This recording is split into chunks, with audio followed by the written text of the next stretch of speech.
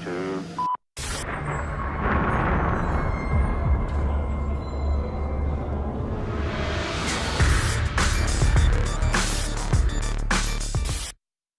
That stark warning from one of the founders of Facebook, the site's first president, Sean Parker, is now admitting that Facebook was designed to be addictive, and he's now worried about what that means for our children's brains.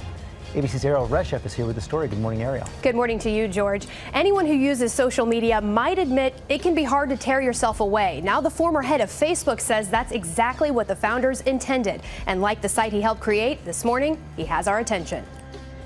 He's the billionaire brainiac who helped launch Facebook, otherwise known as the guy Justin Timberlake played in The Social Network. Drop just Facebook.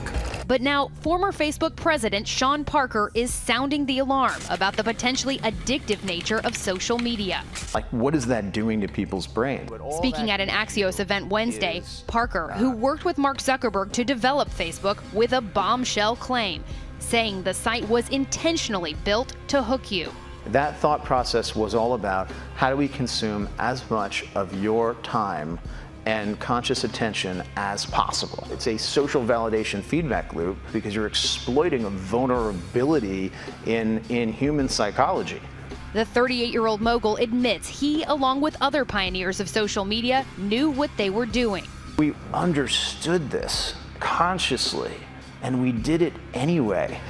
Facebook estimates its more than 2 billion users spend about 50 minutes per day on its apps, including Instagram and Messenger. It literally changes your relationship with society, with each other. While the medical community has yet to classify social media as addictive like alcohol or gambling, one recent study found that participants who appeared to use social media most compulsively showed changes in the part of the brain that controls impulse. It's much more helpful to say, look, we're very vulnerable to this. It acts on us in many ways, in the ways addictive substances will. As for Parker, he now calls himself a conscientious objector to the site he helped create. Will you post on Facebook again? Of course. No, I post on Facebook all the time. I post on, I use these platforms. I just don't let these platforms use me.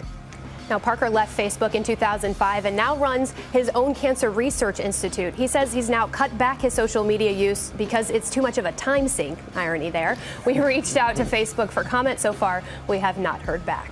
Let's take a look. So the context was I was at Stanford, and the dean asked me to speak to the MBA students. And in it, what I was talking about was, the question was, what do you think the long-term effects of social media in general are?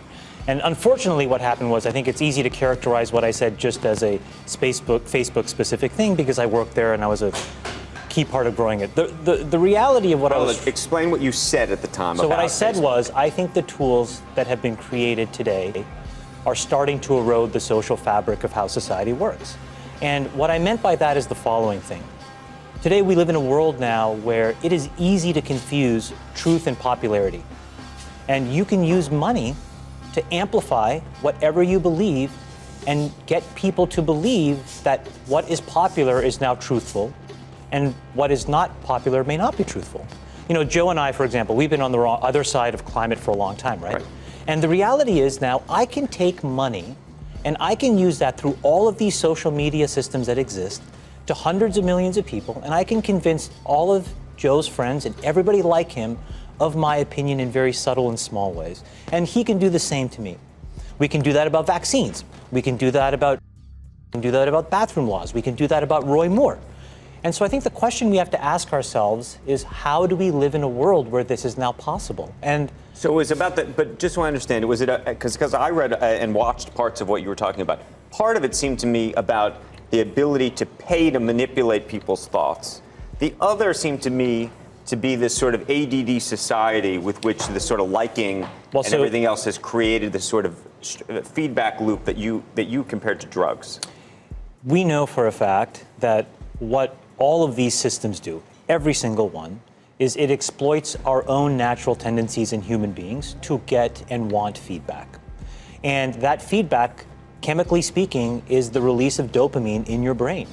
And so what these feedback loops do, and they exist everywhere, in Call of Duty, in other video games, in social networking sites, they get you to react. And I think that if you get too desensitized and you need it over and over and over again, then you become actually detached from the world in which you live. You become callous, you become crude. And you live in front of your screen. But Chamath, let me ask you this, because the thing that I've been so concerned about is Facebook just announcing that you're going to be having some app that you can use when you're 7 to 13.